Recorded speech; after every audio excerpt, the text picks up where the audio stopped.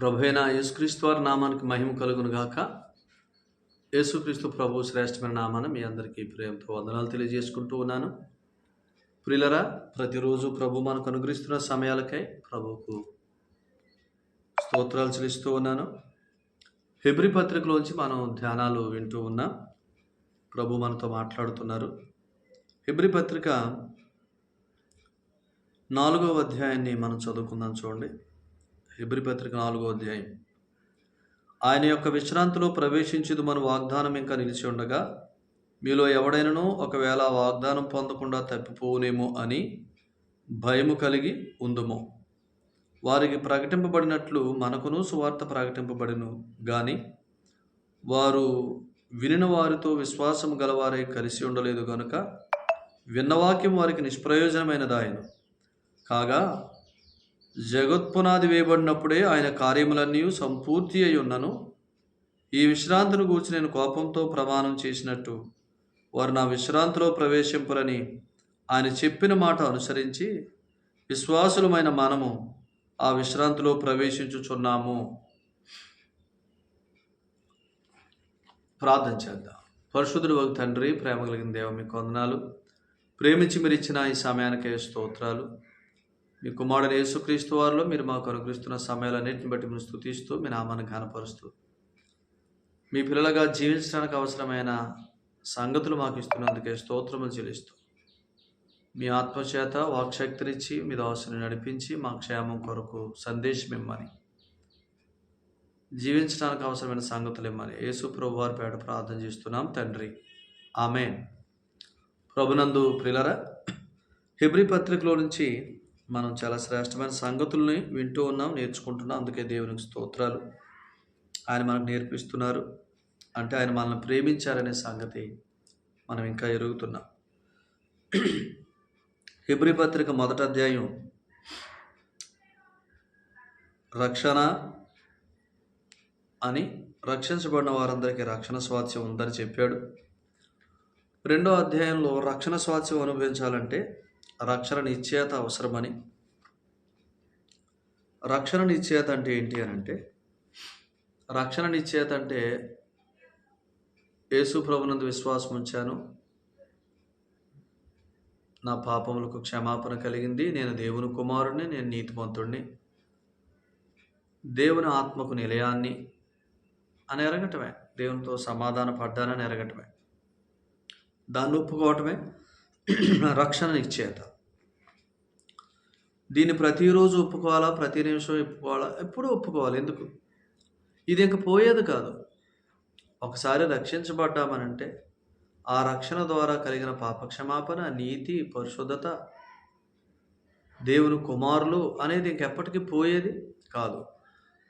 ఆ రక్షణ ద్వారా మనలోనికి వచ్చిన పరిశుద్ధాత్ముడు కూడా ఇంకెప్పటికీ మనల్ని విడిచిపెట్టి వెళ్ళేవాడు కాదు. కాబట్టి దీన్ని ఎల్లప్పుడూ ఒప్పుకోవాలా. సో దీన్ని ఎల్లప్పుడూ ఒప్పుకోవటాన్ని ఏమంటున్నాడనంటే, మనం దేవుని ఎదుట యేసు ప్రభుని బట్టి ఏమై ఉన్నామో ఆ స్థితిని ఎంచుకోవటం అని అన్నాడు.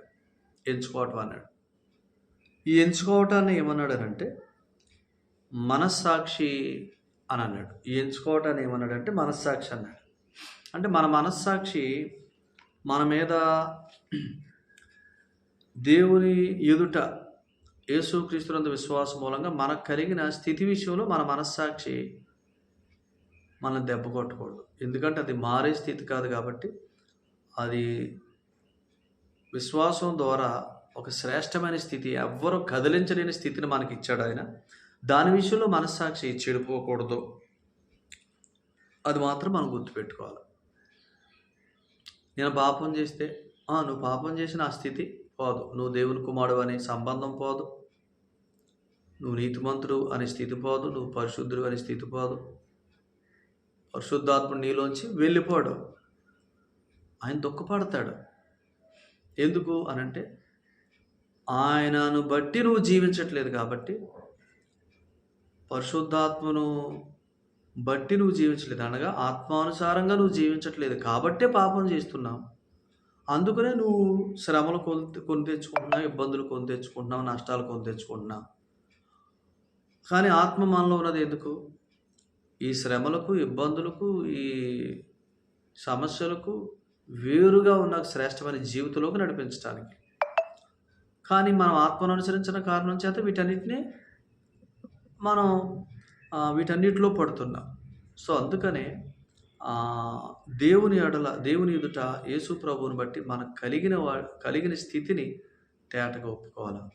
ఆ స్థితిని ఒప్పుకుంటున్నప్పుడు ఆ స్థితి తాలూకు జీవితంలోకి ఆత్మ మనల్ని నడిపిస్తాడు. అదే రక్షణ నిశ్చయత కలిగి మన మనసును ఎల్లప్పుడూ పవిత్రంగా, మన మనస్సాక్షిని పవిత్రంగా ఉంచుకొనుట అని అన్నాడు. మనస్సాక్షి పవిత్రంగా లేకపోతే దేవుని మర్మం మనకు బయలుపరచబడదు. తిమోతికి రాసిన మొదటి పత్రిక, మనస్సాక్షి పవిత్రంగా లేకపోతే దేవుని సంగతులు మనకు బయలుపరచబడవు, అప్పుడు జీవించలేం మనం. చదవండి, తిమోతికి రాసిన మొదటి పత్రిక 3వ అధ్యాయం 9వ వచనం ప్రకారం విశ్వాస మర్మమును పవిత్రమైన మనస్సాక్షితో గైకొను వారై ఉండాలి. ఈ మనస్సాక్షి లేకపోతే విశ్వాస మర్మము అంటే విశ్వాస మర్మం అంటే విశ్వాస విషయంలో మనం జీవించడానికి అవసరమైన సంగతులు మనం పొందుకోలేం. కాబట్టి ఈ సంగతులు మీరు జాగ్రత్తగా ఎరగాలని కోరుకుంటున్నాను. ఈ 4వ అధ్యాయం హెబ్రీ పత్రికలో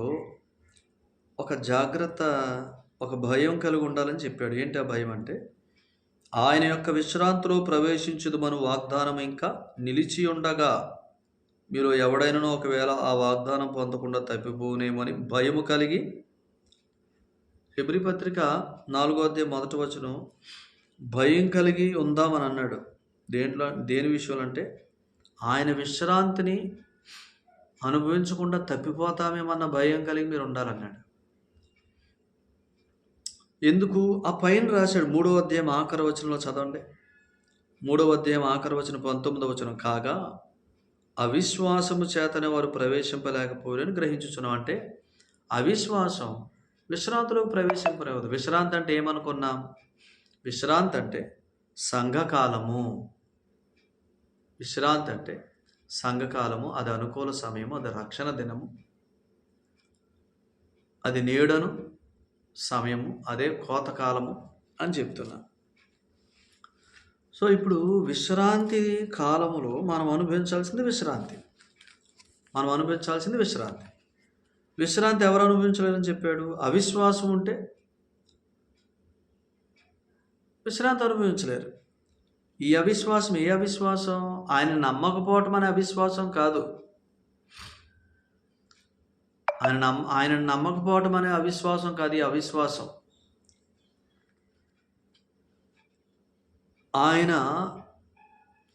ఆయన ఎడల ఆయనందు విశ్వాసం మూలంగా, యేసుప్రభునందు విశ్వాసం మూలంగా దేవుని ఎదుట మనకు కలిగిన స్థితి ఒప్పుకోలేని విశ్వాసం.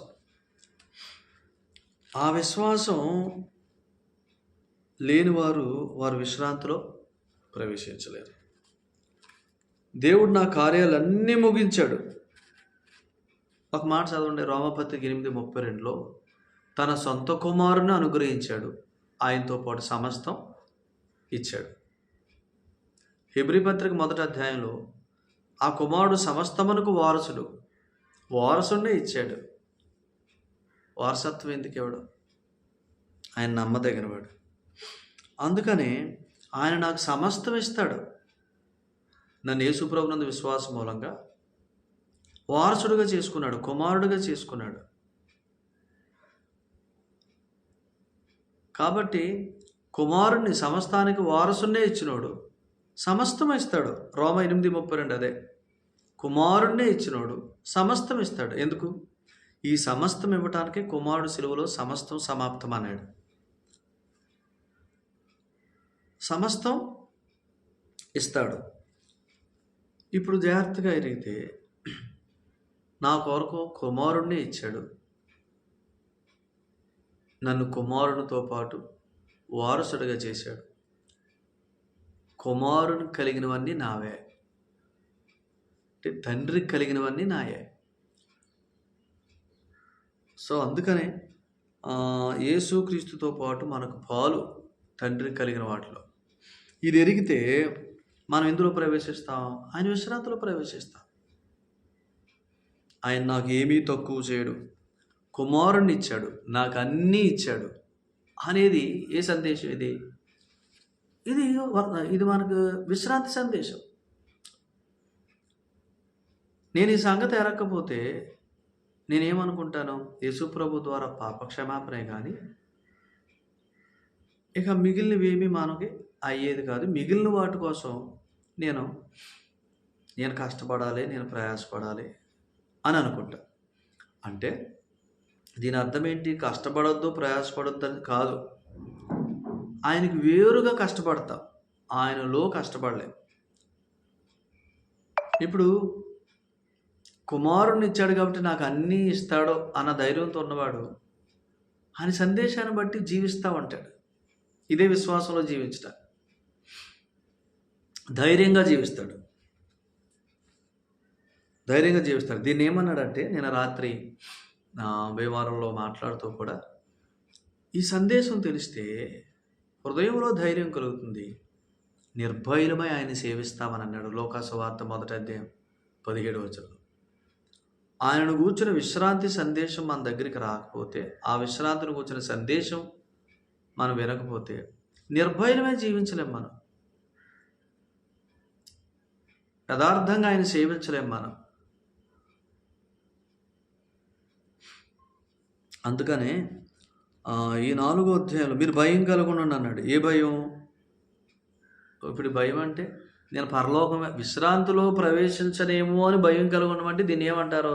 పరలోకం వెళ్తావో వెళ్ళవో చూసుకుంటారు. అది చాలా తప్పు. దాని గురించి పెట్టి ఎవరూ కలవరపడొద్దు.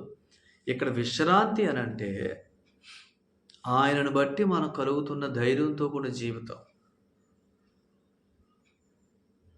దేనిని గూర్చి టెన్షన్ పడక్కర్లేకుండా మనం సాగిపోవటానికి అవసరమైన సందేశం ఇక్కడ విశ్రాంతి అని అంటే. అందుకనే యేసుప్రభుని నమ్మిన వారు, మీకు ముందే చెప్తున్నాను, అసలు యేసుప్రభుని నమ్మిన వాని ఒప్పుకోలు ప్రతిరోజు మనం దేవునితో సమాధానపడ్డాం, మనం నీతిమంతులు, పరిశుద్ధులు, దేవుని కుమారులు, క్రీస్తుతో పరలోకంలో కూర్చోబెట్టబడ్డాం. ఒకసారి కూర్చోబెట్టుకొని తర్వాత తోసేసే స్వభావం దేవునిది కాదు. ఆయన నమ్మదగినవాడు. అందుకని సదాకాలం నిలిచే ఆత్మ మనలో ఉన్నాడంటే దాని అర్థం ఏంటి? ముద్రగా ఉన్నాడు. దేనికి? మనకు పరలోకంలో ఆల్రెడీ మనం పొజిషన్లో ఉన్నాం అని చెప్పడానికి ముద్రగా ఉన్నాడు. ఇప్పుడు దానిని బట్టి దాన్ని నిశ్చయం చేసుకుంటూ, పరలోకంలో మనకు క్రీస్తుని బట్టి కలిగిన స్థితిని నిశ్చయం చేసుకుంటూ అక్కడ కూర్చోబెట్టాడు అనంటే అక్కడ జీవితాన్ని నాకు ఇవ్వటానికి కూర్చోబెట్టాడు. సో అక్కడ జీవితం ఆయన ఎలా ఇస్తాడు అనంటే విశ్వాసం ద్వారా.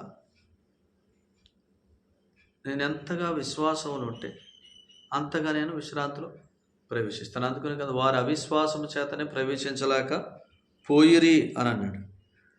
వారు అవిశ్వాసం చేత ప్రవేశించలేక పోయిరి. కానీ ఇప్పుడు మనకేముంది? నేడు అనబడే సమయాన్ని ఏమనుకున్నాం? విశ్రాంతి. కాబట్టి విశ్రాంతి కాలంలో ఉన్నాం కాబట్టి ఆయన యొక్క విశ్రాంతిలో ప్రవేశించడానికి మనకు అవకాశం ఉంది. అందుకని ఆయన యొక్క విశ్రాంతిలో ప్రవేశించదు మన వాగ్దానం ఇంకా నిలిచి ఉండగా, ఆయన పరలోకం ఉన్నంతకాలం విశ్రాంతి కాలమే. సో ఆయన విశ్రాంతిలో ప్రవేశించాలి, ప్రతిరోజు ప్రవేశించాలి. విశ్రాంతిలో ప్రవేశించడం అంటే ఆయన ఏ విషయంలో నేను టెన్షన్ పడక్కర్లేదు అనే అనుభవంలోకి వెళ్ళటం. సో ప్రతిరోజు ఆయన సందేశాన్ని బట్టి విశ్వాసంతో నాకు సమస్తము కలిగి ఉన్నాను అనే అనుభవంలో జీవించటం. ఎందుకు? వారు అవిశ్వాసాన్ని బట్టి ప్రవేశించలేకపోయారు. మీరు విశ్వాసం కలిగి ఉంటే ప్రవేశిస్తారు, అంతే కదా. అవిశ్వాసం విశ్రాంతిలోకి ప్రవేశపెట్టలేదు, కానీ విశ్వాసం విశ్రాంతిలోకి ప్రవేశపెడుతుంది అని చెప్తున్నాడు. అందుకనే విశ్వాసం లేని దుష్ట హృదయము అని అన్నాడు. చూసారా, ఇక్కడే మాట్లాడాడు. 12వ వచనం చదువు, 3వ అధ్యాయం. సహోదరులారా, జీవము గల దేవుని విడిచిపోనట్టి విశ్వాసము లేని దుష్ట హృదయం మీలో ఎవరి యందైనను ఒకవేళ ఉండునేమని జాగ్రత్తగా చూసుకోండి. చూసారా, విశ్వాసము లేని హృదయాన్ని ఏమంటున్నాడు? దుష్ట హృదయం అంటాడు. అది ఉండకుండా చూసుకోండి. ఆయన ఏదో మొక్కుబడిగా నమ్ముకోవటం కాదు, ఆయన నన్ను ప్రేమించాడు, కుమారుణ్ణి ఇచ్చాడు. రోమా 8:32 సమస్తం ఇచ్చాడు. ఈ సందేశాన్ని బట్టి సమస్తం ఇస్తాడు, నాకు అన్నీ ఇచ్చాడు, కార్యాలు జరిగిస్తాడు అని సాగిపోవటం, సందేశాన్ని బట్టి సాగిపోవటం విశ్రాంతి. వాక్యం కేవలం వినటానికి మాత్రమే, అది కార్యాలు చేయదు అని అనుకుంటే పొరపాటు. మనం వింటున్న వాక్యం ఏ వాక్యం అంటే ఇది వాగ్దాన రూపకమైన వాక్యం, ఇది మనలో పనిచేసే వాక్యం, ఇది జీవింపచేయు వాక్యం, ఆ జీవితంలో విశ్రాంతితో జీవింపజేసే వాక్యం. కాబట్టి మనం వాక్యాన్ని, ఇది నన్ను జీవింపచేసేది, నిరీక్షణతో జీవింపజేసేది, ధైర్యంతో జీవింపజేసేది, నా మనసుకు విశ్రాంతినిచ్చేది అని ఎరక్కపోతే వాక్యాన్ని మనం గ్రహించలేం. అప్పుడు మనం విశ్రాంతిలో ఉండలేం. ఖచ్చితంగా మనం చదవండి, ఇక్కడే 4వ అధ్యాయం 2వ వచనం. వారికి ప్రకటింపబడినట్లు మనకును సువార్త ప్రకటింపబడెను, కానీ వారు వినిన వారితో విశ్వాసం గలవారై కలిసి ఉండలేదు గనుక విన్న వాక్యం వారికి నిష్ప్రయోజనం. అంటే ఏంటి? అవిశ్వాసులకు అంటే వాక్యం వింటున్నారు కానీ ఆ వాక్యాన్ని వారు తీసుకోవట్లా.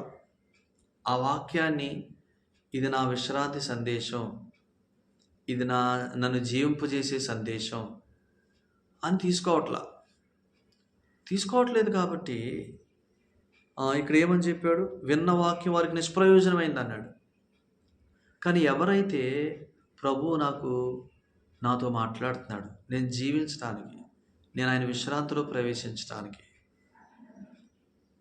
నాకు విశ్వాస వాక్యాన్ని ఇస్తున్నాడని ఎవరైతే ఆ వాక్యాన్ని తీసుకుంటున్నారో వారికి ఆ వాక్యం ఏమవుతున్నప్పుడు ప్రయోజనం అవుతుంది. అంటే ప్రయోజనం అంటే ఏంటి? ఇక్కడ ఒక మాట చదవండి. తెస్సలోనికీయులకు రాసిన మొదటి పత్రిక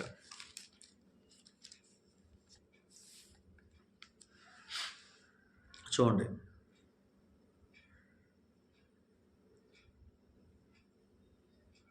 13వ వచనం, 2వ అధ్యాయం 13వ వచనం. ఆ హేతువు చేతను మీరు దేవుని గూర్చిన వర్తమాన వాక్యం మా వలన అంగీకరించినప్పుడు మనుషుల వాక్యమని ఎంచగా అది నిజముగా ఉన్నట్టు దేవుని వాక్యమని దానిని అంగీకరించితిరి గనుక మేమును మానక దేవునికి కృతజ్ఞతాస్తుతులు చెల్లించుచున్నాము. చూడండి, ఆ వాక్యమే విశ్వాసులైన మీలో కార్యసిద్ధి కలుగుజేయుచున్నది. చూసారా, ప్రతిరోజు ప్రభు మనకిస్తున్న వర్తమానాన్ని ఎవరో ఒక ఆయన మాట్లాడుకుంటున్నాడులే, ఎవరో ఒక ఆయన చెప్తున్నాడులే, ఈయన ఎలా చెప్తాడులే విందాలి, అలాగని అన్నీ వినమని నేను అంటలా. సో ఇప్పుడు చాలా సందేశాలు, ఇప్పుడు విశ్రాంతి అంటే మనం ఏమనుకుంటున్నాం? అసలు దేనిని గురించి చింతపడకుండా ధైర్యంగా జీవించే ఒక జీవిత విధానం. ఎందుకు? ఆయన సమస్తం సమాప్తం అన్నాడు, కుమారుణ్ణి ఇచ్చాడు, సమస్తానికి వారసుణ్ణి, సమస్తం ఇస్తాడు. హెబ్రీ పత్రిక 1వ అధ్యాయం, రోమపత్రిక 8:32 అని ఎరగటం. అలా ఎరిగితే ఆయన దగ్గర నుంచి సందేశాన్ని ఎలా తీసుకుంటా? నాకు విశ్రాంతినిచ్చే సందేశంగా. నేను ఏ విషయంలో టెన్షన్ పడుతున్నానో ఆ విషయంలో నాకు టెన్షన్ లేకుండా చేయడానికి ఒక సందేశం ఇస్తాడు ఆయన, వెళ్తా. ఖచ్చితంగా ఆ సందేశం ద్వారా మనల్ని ఆయన ఆదరిస్తాడు, మనకి విశ్రాంతినిస్తాడు. ఇప్పుడు విశ్రాంతిలో ఏం జరుగుద్దంటే చూడండి, వీళ్ళు తెస్సలోనిక వారు దేవుని వాక్యాన్ని ఎలా వింటున్నారని అంటే ఫలానా మనిషి చెప్తున్నాడని కాదు, నిజముగా అది దేవుడు మాకు ఇస్తున్న సందేశం, మా విశ్రాంతి కొరకు ఇస్తున్న సందేశం. మేము నెమ్మదిగా, సుఖంగా, ధైర్యంగా, నిర్భయంగా ఆయన సేవించడానికి మాకు ఇస్తున్న సందేశం అని వారు ఎరిగారు. కాబట్టి ఆ వాక్యం వారిలో కార్యం చేస్తుంది. అంటే కార్యం చేసే వాక్యం ఏ వాక్యం చెప్పండి? విశ్రాంతినిచ్చే వాక్యం. విశ్రాంతినిచ్చే వాక్యం ఏ వాక్యం? ఆయన విశ్రాంతిలో ఉన్నాడు. నువ్వు టెన్షన్ పడకు, నువ్వు కూడా విశ్రాంతిలో నుండు, నీ కార్యాలు ఆయన ఈనాడు ముగించాడని చెప్పే వాక్యం. ఈ విశ్రాంతి వాక్యం కావాలంటే ముందు మనం ఏమి ఎంచుకోవాలా? యేసు ప్రభునందు విశ్వాసం మూలంగా నేను దేవుని కుమారుణ్ణి, నేను నీతిమంతుణ్ణి, నేను పరిశుద్ధుణ్ణి, దేవుని ఆత్మకు ఆలయాన్ని, నేను దేవుని కుమారుని కాబట్టి ఆయన నాకు ఇస్తాడు అనేది, అది సంబంధంతో మాట్లాడటం. నాకు ఇస్తాడో ఎవడో అనేది మాట్లాడటం కాదు. అసలు నేను ఆయనకి ఇష్టడునో కాదు. అసలు నువ్వు ఆయన నమ్మటమే ఆయన ద్వారా పొందుకోవటానికి అర్హత కలిగి ఉన్నాం. సో ఇప్పుడు అవన్నీ పొందుకోవటానికి చేయాల్సిన పని ఏంటంటే, నువ్వు ఆయన కుమారుడు అని ఎంచుకొనుట, నువ్వు నీతిమంతుడు అని ఎంచుకొనుట, యేసు ప్రభునందు విశ్వాసం మూలంగా దేవునికి కుమారుడు అని, దేవుని ఎదుట నీతిమంతుడు అని ఒప్పుకోవటం. ఇది నీ మనసు, నీ మనస్సాక్షి పవిత్రపరచబడ్డ, ఈ పవిత్రపరచబడిన మనస్సాక్షి కలిగిన వారు ఆయన నాకు అన్నీ ఇస్తాడు అనే విశ్రాంతి వాక్యాన్ని తీసుకుంటారు. ఆ వాక్యాన్ని బట్టి వారు జీవిస్తారు. అందుకనే దేవుని ప్రజలకు విశ్రాంతి నిలిచిందంటే మరలా ఆయన వచ్చి మనం తీసుకుపోయే వరకు విశ్రాంతి కాలమే. ఇంకా మనం విశ్రాంతి అనుభవించవచ్చు. ఏ విషయాల్లో మనకి విశ్రాంతి లేదో, ఏ విషయాల్లో మనకి నెమ్మది లేదు, ఆ విషయాల్లో మీరు ఇలా అనుకోండి, నన్ను ప్రేమించావు, నేను నీ కుమారుణ్ణి, యేసు ప్రభువా నా కొరకు సమస్తం సమాప్తం చేశావు, దేని కొరకు చింతపడొద్దన్నా, కాబట్టి నాకు ఈ విషయంలో విశ్రాంతి దయచేయి అని అడిగితే, ఆ విషయంలో నువ్వు విశ్రాంతి అనుభవించడానికి అవసరమైన సందేశం ఆయన ఇస్తాడు. ఎక్కడ భారాలు మోస్తున్నామో అక్కడ విశ్రాంతి. ఐగుప్తులో భారాల కింద ఉన్నవారిని, ఫరో యొక్క బరువైన చేతి కింద ఉన్నవారిని, వెట్టి పనుల కింద ఉన్నవారిని ఆయన వారి నడుము కట్టి, వారికి చెప్పులు తొడిగి, వారి చేతికి కర్రిచ్చి పస్కా పశువుని వధించడం ద్వారా బయటికి తీసుకొచ్చాడు. గొర్రెపిల్ల రక్తం ద్వారా బయటికి తీసుకొచ్చాడు. అంటే భారాల కింద ఉన్న వారి నడుము కట్టడం అంటే ఏంటి? సత్యం. నడుము కట్టడం అంటే సత్యం. సత్యం ఏంటి? యేసు ప్రభునందు విశ్వాసం మూలంగా నేను పాపం నుంచి విడిపించబడ్డాను, నీతిమంతుణ్ణి, దేవుని కుమారుణ్ణి, పరిశుద్ధాత్మక ఆలయాన్ని, పరలోకంలో నేను కూర్చున్నాను క్రీస్తుతో పాటు. ఇది సత్యం. ఇది నడుము కట్టడం. చెప్పులు తొడుక్కోవటం అంటే ఏంటి? దేవునితో సమాధానంలో ఉన్నాను, నేను దేవునితో సమాధానపరచబడ్డాను అనేది. చేతిలో కర్ర అంటే ఏంటి? ఇప్పుడు నేను కుమారుణ్ణి అంటే ఏలికను, నేను దాసుణ్ణి కాదు. ఐగుప్తులో కర్ర వీళ్ళని ఎత్తి మీద ఉంది, వీళ్ళని కొట్టారు, మీరు ఇటుకలు ఎందుకు అప్పగించలేదని. ఇప్పుడు కర్ర అంటే ఏంటంటే లీడర్షిప్, ఏలుట. ఖచ్చితంగా పరిస్థితుల్ని ఏలుతాం. మీ నడుము కట్టుకుంటే, యేసు ప్రభునందు విశ్వాసం మూలంగా దేవుని ఎదుట మీరు ఏమై ఉన్నారు, ఆయన కుమారులని, నీతిమంతులని అనే సత్యంతో మీ నడుము కట్టబడితే, నేను పరలోకంలో కూర్చున్నాను అనే సత్యంతో మీ నడుము కట్టబడితే, పరలోకంలో కూర్చోబెట్టినోడు పరలోకము అనే ఒక శ్రేష్టమైన జీవితంలోకి నన్ను ఎందుకు నడిపించడు అనే ధైర్యంతో మీరు ఉంటారు. సో అది సత్యం చేత కట్టబడ్డ. 2 సమాధానంలో ఉన్నాను, దేవుడు నా పక్షంగా ఉన్నాడు, అన్నీ ఇస్తాడు. ఇప్పుడు నేను ఖచ్చితంగా ఈ పరిస్థితిని ఏలుతాను. నా చేతిలో ఏముందో? కర్ర ఉంది. ఆనాడు వారి చేతిలో కర్ర ఉంది. కర్ర అంటే ఏంటి? ఏలుట. పరిస్థితులను ఏలుతాం, శరీరాన్ని ఏలుతాం, ఆలోచనలు ఏలుతాం, కుటుంబాన్ని ఏలుతాం, సంఘాన్ని ఏలుతాం, అన్నిటిని ఏలుతాం. నడుము కట్టబడితే, చెప్పులు తొడుక్కుంటే, అప్పుడు 3వ సంగతి చేతిలో కర్ర. నిర్గమాకాండం 12వ అధ్యాయం మీరు చదవండి. సో కనుక నడుము కట్టబడితే దేవునితో సమాధాన స్థితిలో ఎల్లప్పుడూ కొనసాగుతాం. ఆ సమాధాన స్థితిలో మనం అన్నిటినీ వెళ్తాం. దాన్ని విశ్రాంతి అని అన్నాడు. సో కనుక ఈ సంగతులు మనసులో పెట్టుకోండి. విశ్రాంతి అని అంటే పరిశుద్ధత. ఇక్కడే చదివితే 4వ అధ్యాయం 4వ వచనంలో పరిశుద్ధత అన్నాడు. అంటే ఇప్పుడు ఆదికాండం 2వ అధ్యాయంలో ఆయన 7వ దినం విశ్రమించాడంటే, విశ్రాంతి అంటే 7వ దినం విశ్రాంతి దినం అని కాదు. 6 దినాల పనిని ముగించి ఆయన విశ్రాంతిలో ప్రవేశించాడు. విశ్రాంతి అంటే పని ముగించబడిందని అర్థం. విశ్రాంతి దినం అంటే పని ముగించబడింది, ఆయన రెస్ట్లో ఉన్నాడని అర్థం. అంతేగాని విశ్రాంతి అనేది ఒక దినం అని కాదు. ప్రస్తుతం సంఘకాలం అంతా విశ్రాంతి కాలమే. నువ్వు విశ్రాంతిని అనుభవించాలి. ప్రతి విషయంలో నువ్వు విశ్రాంతిని అనుభవించాలి. అందుకనే సంఘకాలం అంతా విశ్రాంతి కాలమే. ఆయన ఆ 7వ దినాన్న విశ్రమించాడు, దాన్ని పరిశుద్ధపరచాడు అని అన్నాడు. అంటే పరిశుద్ధత అనేది మనం కలిగి ఉండాలన్నా విశ్రాంతిని అనుభవించాలి. పరిశుద్ధత అనే ఫలం కూడా విశ్వాసం ద్వారా విశ్రాంతిని మెయింటైన్ చేయటం ద్వారా కలిగేదే. గనుక విశ్రాంతులు సమస్తము మనం సంపాదించుకోగలం. విశ్రాంతి అంటే ఆయన సమస్తాన్ని ముగించాడు, పరలోకంలో ఉన్నాడు, విశ్రాంతులు ఉన్నాడు. నేను ఆయన పాదాల చెంత ఉంటే నాకు సమస్తం ఆయన ఇస్తాడు అనేది. ఈ సంగతి ఎరిగితే నా సమస్త కార్యాలు ఆయన ముగించాడు, నాకు సమస్తం తగిన సమయంలో ఆయన అనుగ్రహిస్తాడు. దేనిని గురించి చింతపడాల్సిన పని లేదు. ఎందుకంటే ఆయన విశ్రాంతిలో ఉన్నాడు, నన్ను కూడా అక్కడే కూర్చోబెట్టాడు. ఆయన ఎంత నిమ్మలంగా ఉన్నాడో నేను అంత నిమ్మలంగా ఉంటే అని కార్యాలు చేస్తాడు. దేవుడు అట్టి కృప మనకు అనుగ్రహించును గాక. ఈ విశ్రాంతిని గురించి ఇంకా శ్రేష్టమైన రీతిలో ప్రభు ఇంకా మనకు తర్వాత తెలియజేస్తారు. ఇంకా ఎక్కువగా నేర్చుకుంటా. చాలామంది మేము ప్రేమించే ప్రియులు కూడా ఈ సంగతులు ఎంతకంటే చక్కగా చెప్పేవారు ఉన్నారు. అవి కూడా మీరు వింటారు. వాటిని బట్టి కూడా ప్రభువును స్తుతిస్తున్నాం. అయితే ఈ సందేశాలు 1-2 సార్లు వినండి. మీరు సంగతి అర్థం చేసుకోండి. మీరు ఈ వాక్యాన్ని బట్టి జీవించడానికి ప్రభు మీకు సహాయం చేయను కాక. ప్రార్థన చేద్దాం. దయగల మా తండ్రి మీకు వందనాలు, కృపగల మా నాయన మీకు స్తోత్రాలు.